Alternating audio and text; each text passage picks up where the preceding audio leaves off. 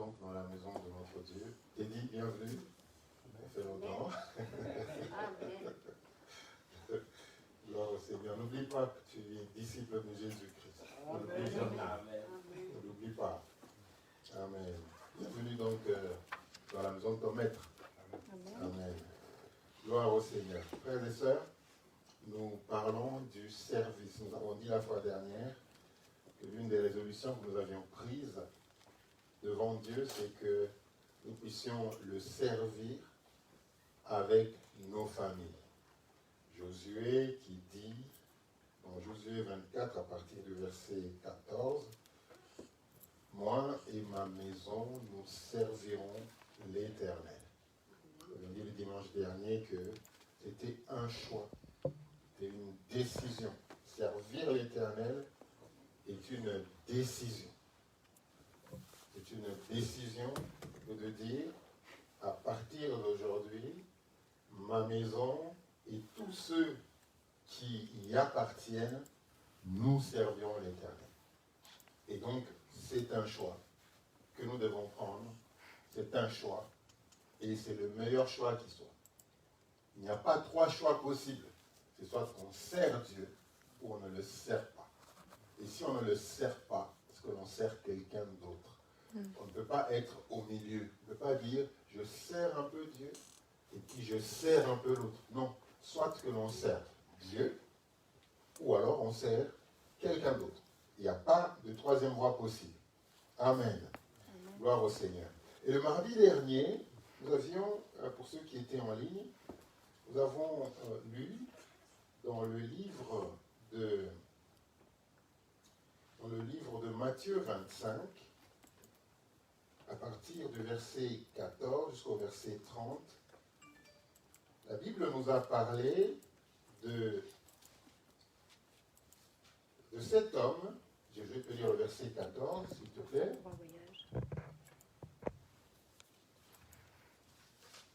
Matthieu 25.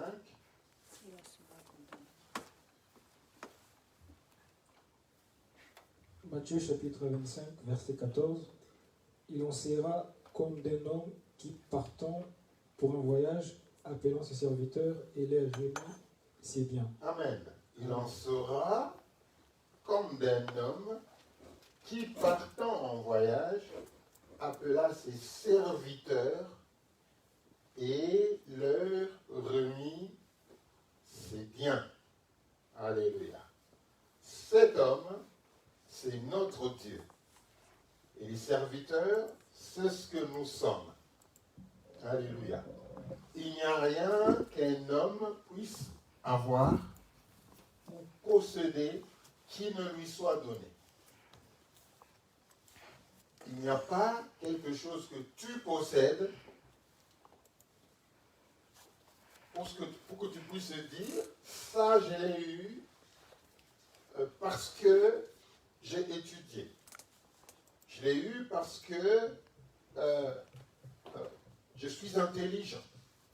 Je l'ai eu parce que un ami m'a donné. Ou je l'ai eu parce que j'ai hérité ça de ma famille. Il n'y a rien de ce que tu as que tu n'aies reçu. La Bible nous dit. Le souffle de vie, nous l'avons reçu. Même si nous ne nous rendons pas compte. Nous l'avons reçu. Je disais à quelques-uns que hier, j'étais dans le train. Je revenais de Bâle, bien sûr, en passant par Saint-Louis. Pendant qu'on était dans le train, à un moment, on a senti un mouvement très bizarre, comme si le train allait dérailler. Et puis le train s'est arrêté.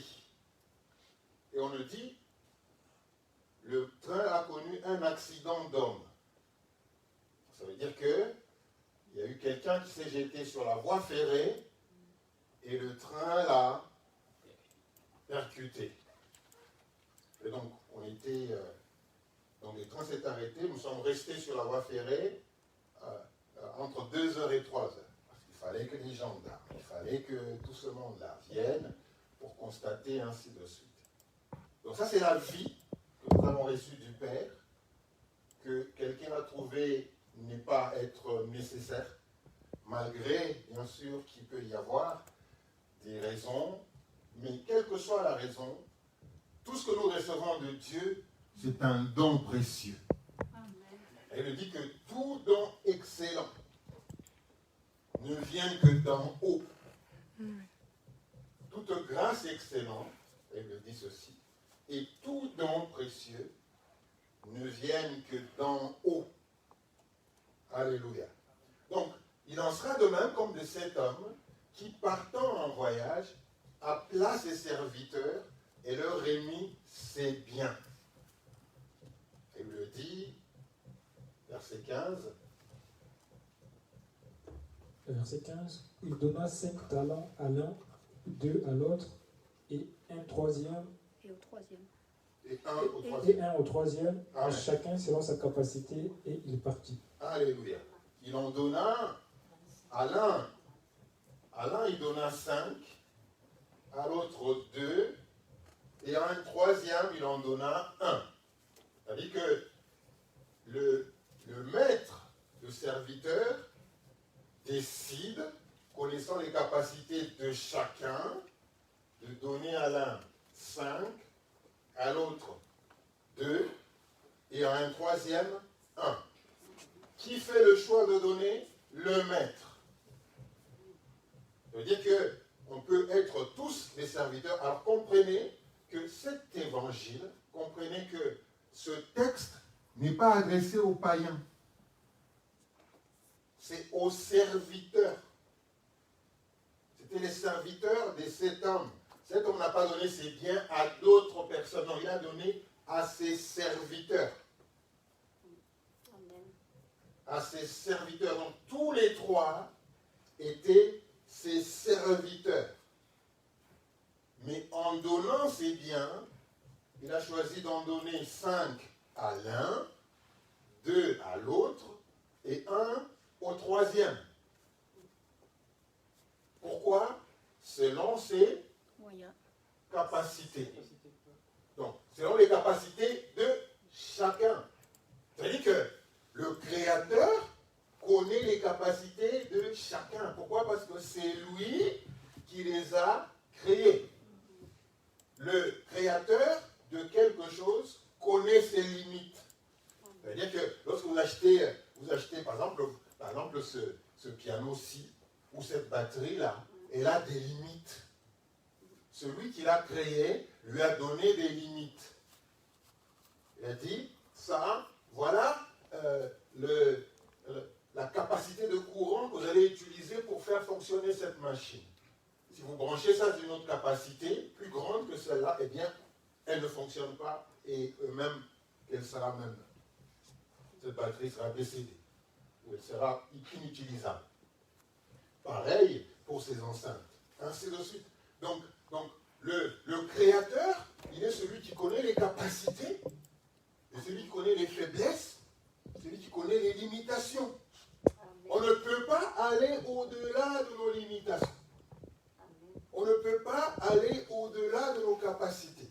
L'homme ne peut pas donner, aussi élastique que l'homme soit, il ne peut pas aller au-delà de ce que le Créateur a institué pour lui. Lorsque nous allons au-delà, ça s'arrête. Donc, il a invité ses serviteurs, il leur a donné selon ses capacités. Je disais le mardi que ce que j'ai aimé, c'est que je n'ai pas entendu l'un de ses serviteurs dire pourquoi est-ce qu'il a donné 5 à l'autre et moi 2? Pourquoi est-ce qu'il a donné un talent à l'autre? Parce que dans les églises, on ne s'arrête pas de se tirer, on ne s'arrête pas de dire mais pourquoi lui?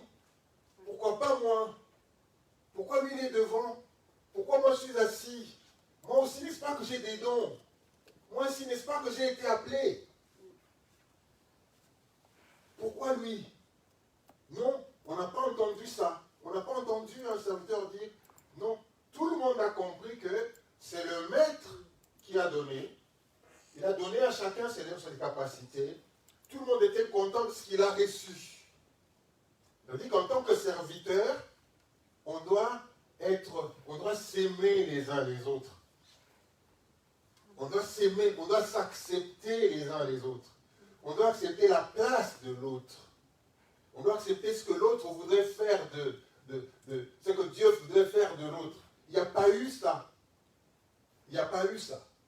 Donc là, le Seigneur a fait ce qu'il a donné, il a donné à ses serviteurs ce qu'il voulait donner.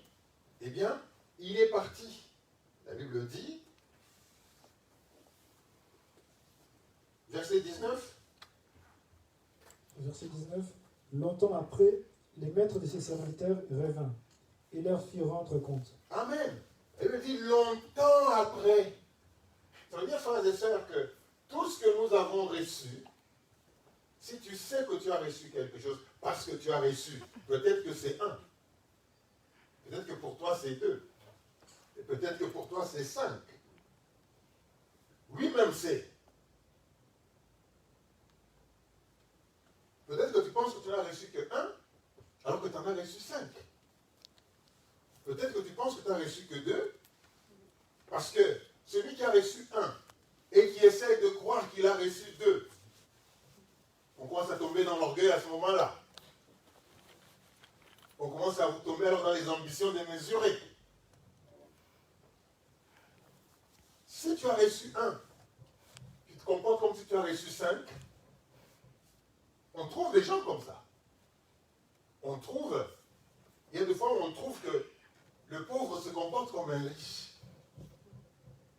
Et vous avez des riches qui se comportent comme des pauvres.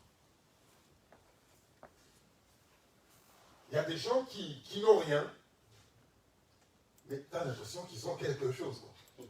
Tu as l'impression qu'ils ont beaucoup. Et quand ils parlent, vous avez l'impression que, waouh, celui-là, il a. Mais quand vous approchez de près, vous le suivez, vous vous rendez compte qu'en fait, il n'y a rien.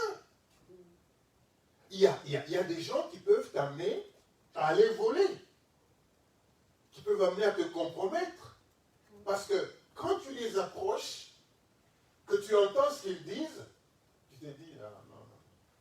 Nous, on est venus accompagner les autres dans ce monde.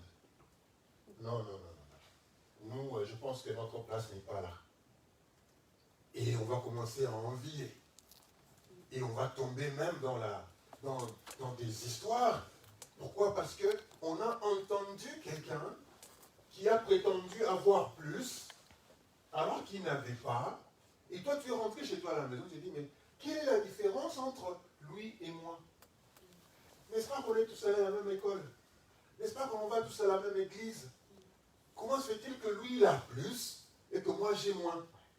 Mais quand tu t'approches, tout près, tu regardes, puis tu te dis, mais en fait, il n'y a rien. On n'a fait que raconter pour rien.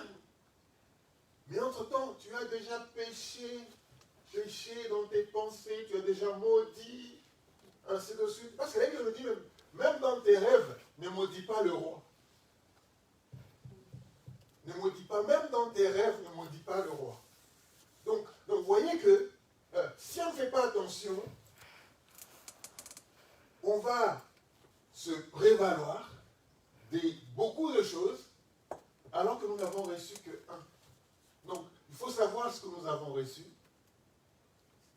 et travailler avec. Donc, frères et sœurs, donc, longtemps après, parce que longtemps après, tout ce que nous avons reçu, nous allons pouvoir, frères et sœurs, rendre compte. Nous allons pouvoir rendre compte.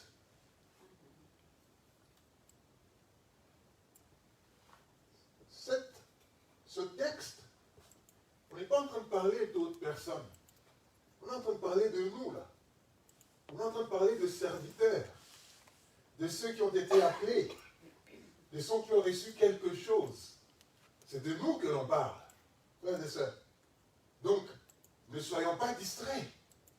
Nous avons reçu tous quelque chose. Longtemps après, le maître reviendra. Alléluia. Tu peux lire le verset 20. Verset 20. Celui qui avait reçu 5 talents s'approcha en partant 5 autres talents, en apportant oui. 5 autres talents, et il dit, Seigneur, tu m'as remis 5 talents, voici j'en ai gagné 5 autres. 21. 21, son maître lui dit, c'est bien, bon et fidèle serviteur. Tu as été fidèle en peu de choses, je te confierai beaucoup. Amen. Donc là, on voit, celui qui avait reçu 5 talents, il vient, il en a gagné 5 autres. Je veux dire que c'est quelqu'un qui n'est pas resté oisif, quoi. C'est quelqu'un qui était conscient de ce qu'il avait reçu. Il était conscient de ce qu'il avait reçu et il a travaillé. Il a travaillé et il en a gagné 5 autres. C'est-à-dire que tout ce que Dieu lui a donné, toute la parole qu'il a écoutée, il en a fait quelque chose. Il a touché des vies. Il a touché de vie. Il a été là. Il a été au service. Il était conscient de ce qu'il avait. Il a dit non, je ne garde pas ça. Ce que j'ai, c'est pour les autres. Je vais bénéficier aussi aux autres de ce que j'ai reçu. Frères et sœurs. Donc, il était conscient de cela. Et le Seigneur, qu'est-ce qu'il dit? C'est bien, bon et fidèle serviteur. On va passer pour celui qui a reçu 2, allons à celui qui a reçu un seul. Verset 24. Verset 24. Celui qui n'avait reçu qu'un talent s'approcha ensuite, et il dit, Seigneur, je savais que tu es un homme dur, qui moissonne où tu n'as pas sémé, et qui amasse où tu n'as pas vanné. J'ai eu peur, et je suis allé cacher ton talent dans la terre. Voici, prends ce qui est à toi. Amen. Amen. J'ai eu peur. J'ai eu peur. J'ai eu peur. J'ai dit non, le maître. Donc il connaissait son maître. Pourquoi j'ai dit, ce n'est pas un texte, ce n'est pas un message qui est adressé aux gens du dehors. C'est à ses serviteurs. Chacun a la connaissance de son Dieu. Il faut toujours se demander, est-ce que j'ai la connaissance du vrai Dieu? J'ai écouté la parole de Dieu. J'ai écouté des frères et sœurs prêcher.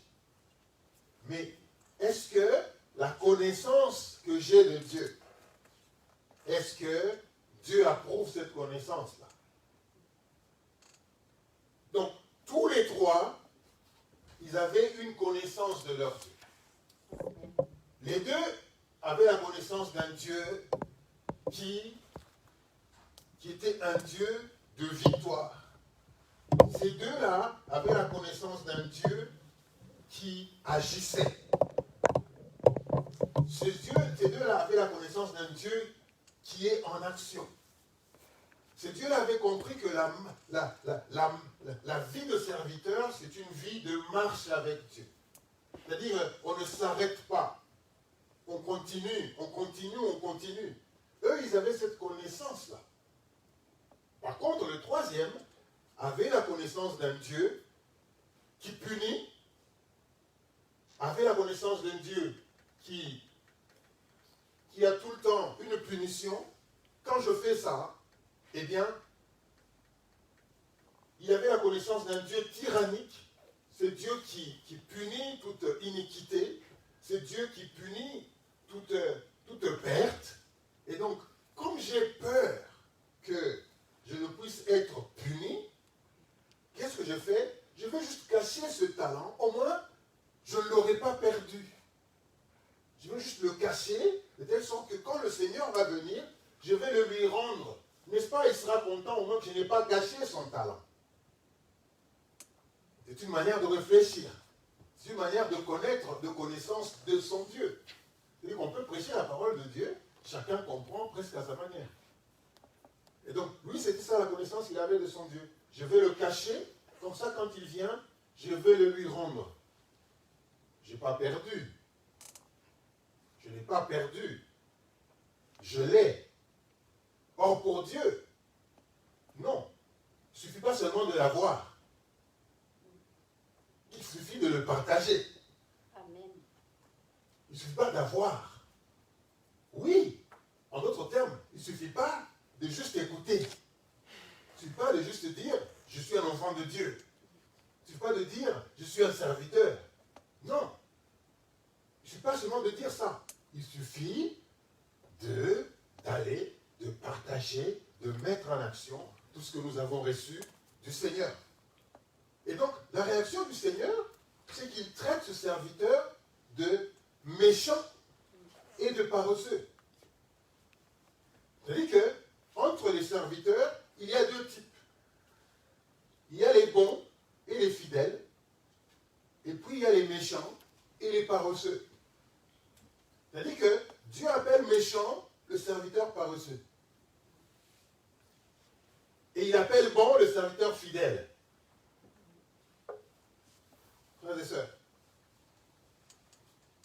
Mais sa méchanceté, il n'a pas perdu. Il n'a pas perdu le talent. Il l'a gardé tel quel. Mais le Seigneur l'appelle méchant et paresseux. Donc vous comprenez que, soit qu'on est un bon serviteur et qu'on est fidèle, ou alors on est un méchant serviteur juste parce que nous avons gardé quelque chose pour nous, Dieu nous appelle méchants. Juste parce que nous sommes assis sur les biens que Dieu nous a donnés, il nous appelle méchants.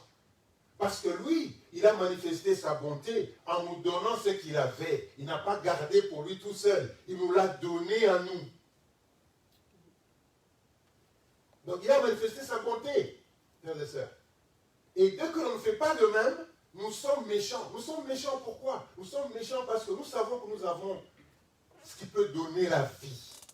Nous savons que nous avons ce qui peut donner la vie à quelqu'un. Si nous ne le faisons pas, si nous ne donnons pas cela, et que nous laissons les autres en train de mourir alors que nous avons la vie, Dieu nous appelle méchants.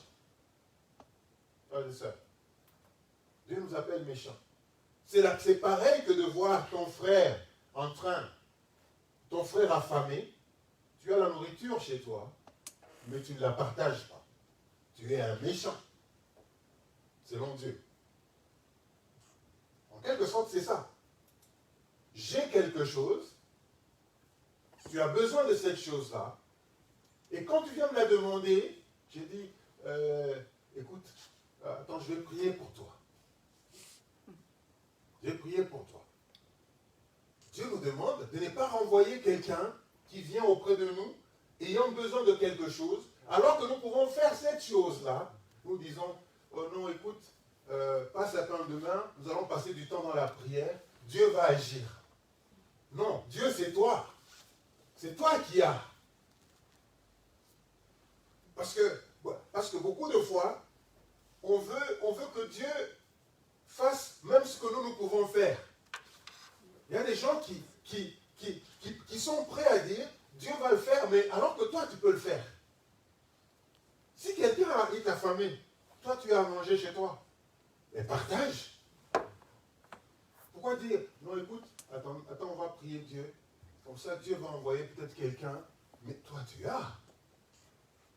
Toi, tu es Dieu. Toi, tu es Dieu. À ce moment-là, tu peux faire du bien. Tu peux partager. Frères et sœurs. Donc, on voit là des serviteurs qui sont bons et fidèles. Dire pour moi, je suis bon et fidèle. Je suis bon et fidèle. Bon et fidèle serviteur. Bon et fidèle C'est-à-dire que serviteur. toi, tu ne vas pas garder ce que Dieu t'a donné. Tu ne vas pas regarder chez toi, dans ton cœur. Toi, tu dois partager. Toi, tu dois avoir du temps pour prier pour les autres. Toi, tu dois avoir du temps pour prier pour les gens que tu ne vois pas, que tu ne connais pas. Pour les malades, pour les gens qui sont dans les hôpitaux. Tu dois avoir du temps pour cela. Tu dois avoir du temps pour aller écouter ceux qui ont à dire. Tu dois t'arrêter lorsqu'on a besoin de toi. C'est ça l'œuvre que tu es appelé à faire. C'est ça qui fait de toi un bon et fidèle serviteur. Ce n'est pas celui qui est effectif chaque dimanche à l'église, qui vient pour écouter, qui reçoit ce que le maître lui donne. Mais une fois qu'il est parti, il garde ça pour lui, jusqu'à dimanche prochain. Et puis il revient encore. Vous savez, il a une activité intense. Il est là, il est là, il est là. Mais lorsqu'on a besoin de lui, pour prier, lorsqu'on a besoin de lui pour un conseil, il n'est pas là. Non, moi j'aime pas être là, il y a beaucoup de gens. Non, moi j'aime pas être... Il y a des gens comme ça. Nous, frères et sœurs, nous devons être des serviteurs qui agrandissent le royaume des cieux. Alléluia. Donc nous avons des serviteurs qui sont bons et fidèles serviteurs, et les autres, Dieu les considère comme des méchants et des paresseux. Frères et sœurs, méchants. Or que nous connaissons la méchanceté différemment. Mais Dieu nous traite quand nous avons reçu et que nous ne sommes pas prêts à agir pour les autres. Dieu nous traite de méchants. Ça veut dire que nous manquons l'amour. Nous avons ce qu'il faut pour que la vie de quelqu'un puisse s'améliorer. Nous avons ce qu'il faut pour que quelqu'un puisse connaître Christ. Mais quand nous ne faisons rien, Dieu considère que nous sommes méchants. Que l'amour, son amour n'est pas en nous. Parce que nous ne pouvons pas comprendre que nous ayons quelque chose qui donne la vie et que nous ne fassions rien. Alléluia. Gloire au Seigneur. Donc, il y a des serviteurs qui sont bons et fidèles, et il y a aussi des serviteurs qui sont méchants et paresseux. Alléluia. Mais au-delà de tout ça, frères et sœurs, au-delà de tout ça, il y a des caractéristiques que l'on doit trouver chez les serviteurs. Il y a des caractéristiques. Je voudrais que nous puissions ouvrir nos Bibles dans le livre de 1 Timothée au chapitre 4.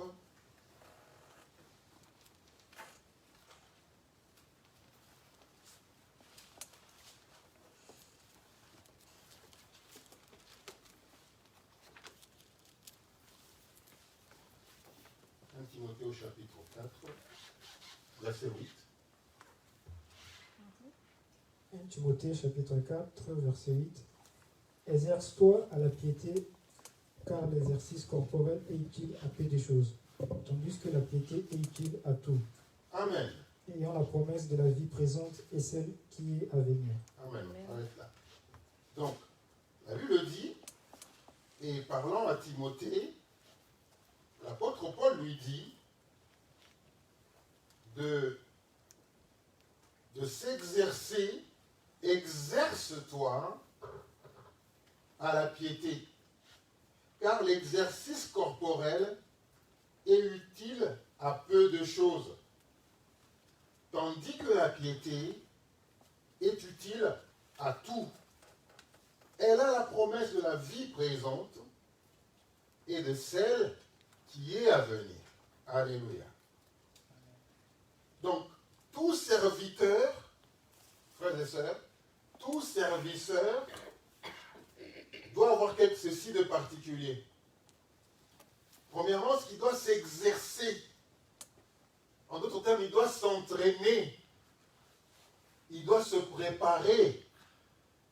Alors, ce n'est pas des choses qui viennent tout seuls.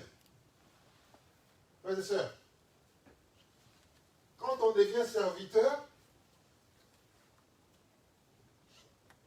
ce n'est pas juste... C'est un peu comme si vous commencez à travailler pour une entreprise aujourd'hui. Quand vous arrivez votre premier jour, on vous donne les chaussures de sécurité, on vous donne tout ce qu'il faut. Une combinaison, tout ce qu'il faut, on vous le donne. Voilà, parce que tu travailles pour nous, voilà ce dont tu as besoin pour travailler pour nous. Maintenant, supposez que vous preniez tout cela et vous allez vous asseoir. À un moment, votre manager va venir vous dire, mais comment? Vous n'avez pas encore vu votre solde de sécurité? Vous avez reçu tout ça? C'est pas que vous puissiez vous asseoir. Vous dites non, mais moi je travaille pour cette entreprise. D'ailleurs, on m'a donné tout ce qu'il faut, les combinaisons, l'ordinateur, les chaussures de sécurité, les lunettes de protection. Et puis après, je vais m'asseoir. Vous dites, mais oui, vous avez reçu tout ça, mais ici, c'est pour travailler.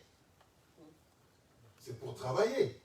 Donc, en d'autres termes, on a reçu cet appel. On a reçu cet appel. Si tu as un appel quelconque, et on ne te voit pas au service, il y a un problème.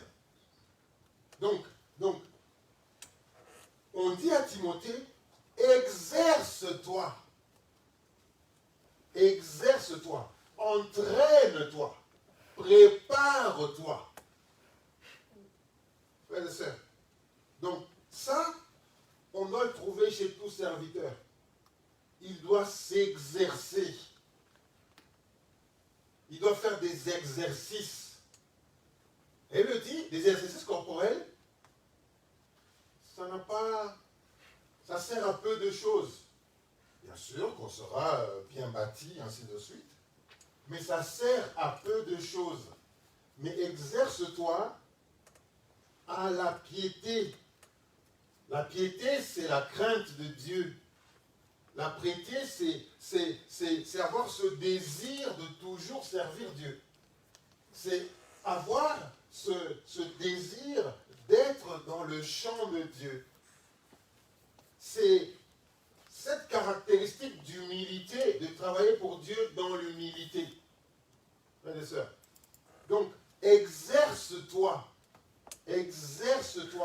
prépare-toi, entraîne-toi à la piété. Entraîne-toi à la piété. Plus tu t'entraînes, plus tu découvres, plus tu lis, plus tu médites, plus tu grandis. Vous avez vu, lorsque nous avons vu les 3 serviteurs qui ont reçu des talents, avec Dieu, frères et sœurs, plus on travaille, plus on devient. Plus on travaille, plus on connaît Dieu. Avec Dieu, c'est comme ça. Plus nous travaillons pour lui, plus il nous parle. Plus il intervient dans nos vies. Plus il agit dans nos vies. Plus nous l'entendons nous parler. Plus nous lisons la parole de Dieu, plus nous méditons, plus nous avons. Mais à ceux qui ont, on leur donnera encore plus. C'est-à-dire que plus tu cherches, plus Dieu se fait découvrir, plus Dieu se fait montrer, plus Dieu, frères et sœurs, ranime les choses qu'il a déposées en toi. Donc, exerce-toi. Donc, chaque enfant de Dieu, frères et sœurs, chaque serviteur a ceci de particulier, c'est qu'il doit s'exercer. De la même manière qu'on fait l'exercice corporel, on doit aussi s'exercer dans les choses de Dieu. Alors, on parle d'exercice, s'exercer. C'est-à-dire que j'essaye, plus j'essaye, et je deviens meilleur. Lorsqu'on s'entraîne, plus on devient meilleur. Même quand on se décide à apprendre un métier, plus on apprend, plus on devient meilleur. Frères et sœurs, plus on devient meilleur. Il faut s'exercer.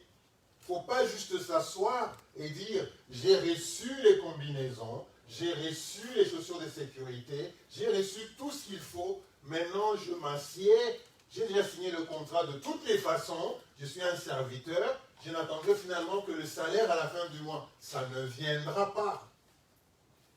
ça ne viendra pas. Si on reçoit les équipements de protection, c'est pour se mettre au travail. Et alors seulement, nous aurons une récompense à la fin du mois. Avec Dieu, c'est pareil. Plus on s'y met, plus on le cherche, plus on le trouve. Demandez, l'on vous donnera. Plus on demande, plus on nous donne. Cherchez, vous trouverez. Plus vous cherchez, plus vous trouvez. Frappez, on vous ouvrira. Plus vous frappez et plus on va ouvrir. Même si les gens ils font semblant à l'intérieur, plus vous allez frapper, ils vont finir par venir ouvrir. Alléluia. Donc, un serviteur doit s'exercer. Il doit s'exercer, frères et sœurs. Il doit s'exercer. Deuxièmement, continue avec, à partir du verset 12. Verset 12. Que personne ne méprise ta jeunesse, mais sois un modèle pour les fidèles en parole, en conduite, en charité, en foi et en pureté. Verset 13. Jusqu'à ce que je vienne, applique-toi à la lecture, à l'exhortation, à l'enseignement. Verset 14. Ne néglige pas les dons qui est en toi et qui t'a été donné par prophétie avec l'imposition de main de l'ensemble des anciens. 15. Verset 15. Occupe-toi de ces choses, donne-toi tout entier en elles, afin que tes progrès soient évidents pour tous. Amen. Écoutez bien ceci, frères et sœurs. Occupe-toi, verset 15, de ces choses. Donne-toi tout entier à elles, afin que tes progrès soient évidents pour tous. Frères et sœurs, on ne verra pas de progrès dans quelque chose si on ne se donne pas tout entier. Si tu veux chanter pour Dieu, donne-toi tout entier. Si tu as reçu le don de chanter pour Dieu, donne-toi tout entier. Un don se performe. Un don, un don se purifie. C'est-à-dire que plus tu commences à travailler sur le don, plus tu le maîtrises, plus tu deviens bien, tu deviens excellent, plus tu deviens performant. Frères et sœurs, on ne devient pas expert par hasard. On ne devient pas expert en quelque chose juste parce que l'on veut, par la volonté seulement, par les rêves. Il y a des gens qui s'allongent sur leur lit, il y a des gens qui rêvent que, allez, voilà ce que je vais devenir, et je rêve qu'un jour le Seigneur me fasse devenir ce que je veux. Non, non, non, non. Si tu sens que tu as reçu quelque chose, comme celui qui avait reçu 5 ou 2, pour avoir 5 de plus, il faut aller travailler. Il faut performer. Il faut s'exercer tout entier à ces choses. C'est comme ça que l'on devient bien, que l'on devient expert, qu'on maîtrise ce don, frères et sœurs, qu'on maîtrise ce don pour que, finalement, la Bible le dit, pour que tes progrès soient évidents pour tous. C'est-à-dire qu'il y a des fois, il y a beaucoup de dons qui sont cachés là. Plus on commence à travailler sur ces dons-là, plus les gens commencent à remarquer, en fait, on ne savait pas que le frère là, ou la sœur là, elle avait le don d'enseignement. On ne savait pas que la sœur là, ou le frère là, avait le don de guérison. On ne savait pas que le frère là et la sœur là avaient une parole de connaissance, ou une parole de sagesse. On ne savait pas ça. Parce qu'au tout début, quel que soit le don que tu as reçu, au tout début, tu vas faire des erreurs. Tu feras des erreurs. Tu vas faire des erreurs. Il ne faut pas penser que, parce que Dieu a mis un don en toi, que nécessairement tout ce que tu vas faire sera exact. Non, non, non. Plus tu passes le temps dans la parole de Dieu, plus tu écoutes la parole de Dieu, au tout début, tu feras des erreurs.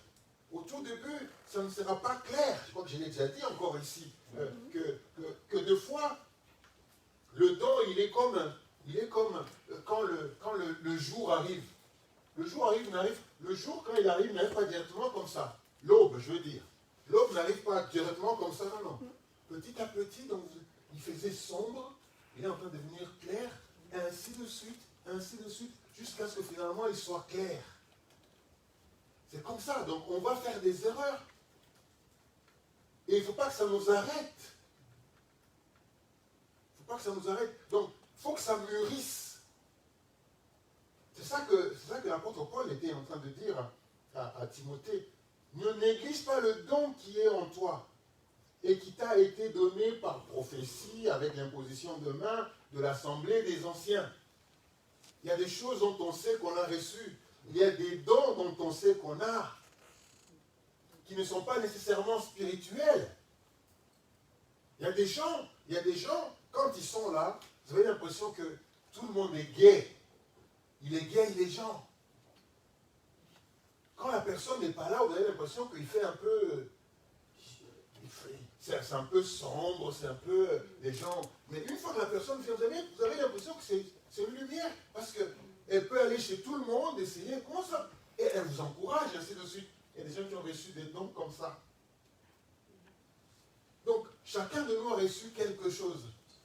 Mais, la Bible nous dit, occupe-toi de ces choses, donne-toi tout entier à elle. Si tu sais que tu as cette chose-là, que tu as reçue de Dieu, eh bien, donne-toi tout entier à elle.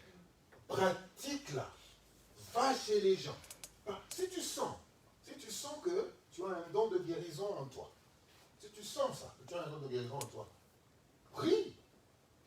Quand on te dit que quelqu'un est malade, va prier pour cette personne-là. Dans ta maison, prie pour cette personne-là. Que la guérison arrive ou pas, prie. Parce que c'est Christ qui guérit. Amen. Plus tu vas prier, plus tu vas t'occuper de ce don que tu as reçu, plus tu vas en devenir même, à un moment, il y aura cette assurance qui sera en toi.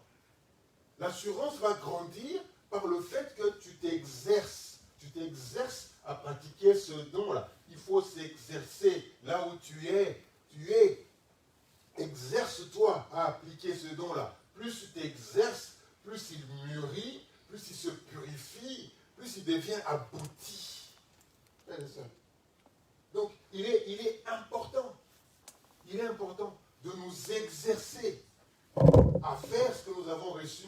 Il est important de nous exercer. Et donc, occupe-toi de ces choses, donne-toi tout entier à elles. Ne soyez pas négligents. Il a pris le talent, il est allé l'enterrer. Pourquoi? Parce que, eh bien, il ne s'est pas donné tout entier. Il a dit non, mais moi, je n'ai pas envie de perdre encore beaucoup plus de temps pour aller encore m'exercer à ça, ou pour aller... Non, j'ai reçu, je le garde. Comme ça, quand tu viens, je serai très content de lui remettre. Non, le maître ne sera pas content que nous lui remettre ce que nous avons reçu.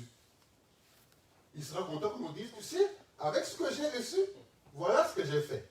Avec ce que j'ai reçu, voilà qui j'ai touché. Avec ce que j'ai reçu, voilà qui j'ai sauvé. Il aimerait bien entendre ça. Pas juste dire, j'ai reçu, voilà, j'ai gardé pour toi avant que tu ne reviennes. Oui, je n'ai pas perdu, mais non. Moi, je veux que ce que je t'ai donné, tu puisses en faire quelque chose. On va terminer par ce texte. On va lire Luc. Luc au chapitre 35. Non, on ne parle de 35 chapitres, 35e chapitre.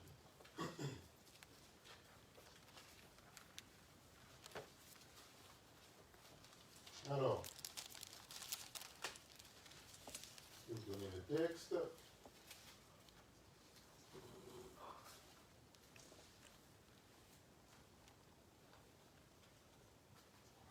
je pense que c'est Luc.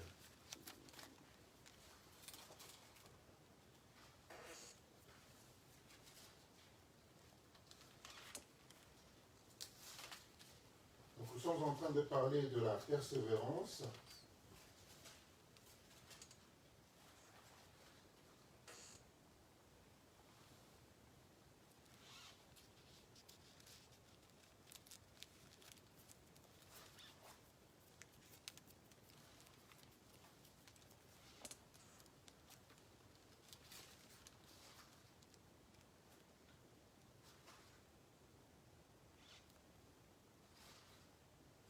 c'est pas grave. Et donc, en plus de cela, frères et sœurs, en plus de la piété, il faut la persévérance. Je vous donnerai le texte après. Il faut de la persévérance. Donc, quand nous revenons encore dans le livre de Timothée, donc 1 Timothée 4,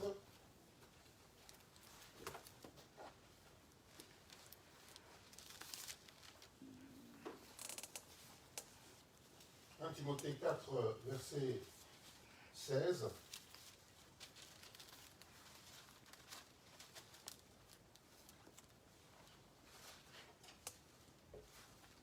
Vas-y.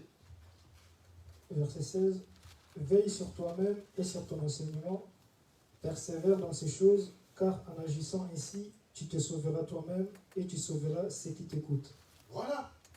Donc, veille sur ces choses. Encore une fois, répète. Tout de suite. Veille sur toi-même et sur ton enseignement. Persévère dans ces choses, car en agissant ainsi, tu te sauveras toi-même et tu sauveras ceux qui t'écoutent. Amen. Amen. Donc, veille sur toi-même. Veille sur toi-même et sur ton enseignement. Ça veut dire que tout enseignement n'est pas bon. Tout enseignement n'est pas bon. Il faut que tu veilles sur ce que tu permets à rentrer chez toi. Il faut que tu veilles sur ce que tu permets à rentrer dans ta maison. Quelle idéologie rentre dans ta maison? Quelle doctrine rentre dans ta maison? Il faudrait que tu veilles. En tant que serviteur, il faudrait que tu veilles. Et puis elle dit, persévère, agis comme ça, sois strict. En d'autres termes, sois strict. Tout ce qui n'est pas de Dieu, tout ce qui n'est pas une doctrine saine, non, ça ne rentre pas chez moi. Je ne m'occupe pas de ça. Toutes les personnes qui ne sont pas dans la ligne de ce que toi tu connais être la bonne, la saine doctrine, je ne les suis pas. C'est aussi strict que ça qu'il faut se traiter, frères et sœurs. Tout enseignement doit être regardé avec les yeux de l'esprit pour savoir s'il est bon ou pas. Parce que la Bible nous avertit qu'en dernier moment, il y aura beaucoup d'enseignements, il y aura beaucoup de doctrines, il y aura beaucoup de serviteurs, beaucoup de prophètes qui vont ramener des doctrines qui ne seront pas nécessairement des doctrines qui donnent la vie. Frères et sœurs. Donc, il faudra veiller sur toi-même, sur ton enseignement. Persévère dans ces choses, car en agissant ainsi, tu te sauveras toi-même. Mais, écoutez-moi ça. L'apôtre Paul est en train de parler à Timothée, qui est un serviteur. Qui est un serviteur. Ce n'est pas un message que l'on prêche aux gens du dehors. C'est un message que l'on prêche aux serviteurs. Ça veut dire qu'en tant que serviteur, on peut être dans le Seigneur, mais permettre d'autres messages, permettre d'autres enseignements qui nous amènent à la mort. Tu te sauveras toi-même en agissant ainsi. C'est-à-dire qu'on peut être serviteur, mais perdu. On est serviteur, mais perdu. On est serviteur de Dieu, mais avec d'autres enseignements. Donc, veille sur tes choses, sur ces choses. Tu te sauveras toi-même et tu sauveras ceux qui t'écoutent. C'est-à-dire qu'on ne peut pas prêcher n'importe quoi. On ne peut pas dire n'importe quoi. Il faut savoir que le message que j'apporte, est-ce un message qui donne la vie ou pas? Amen. Ce n'est pas juste parce qu'il est bon à écouter.